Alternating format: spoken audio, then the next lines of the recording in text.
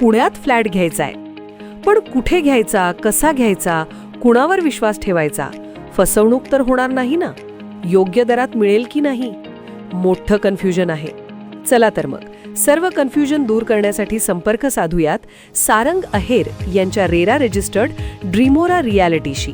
संपर्क सारंग सुधाकर अहेर, ड्रीमोरा reality. Mobile number 82 83 93 91 आणि 62 62 90 910.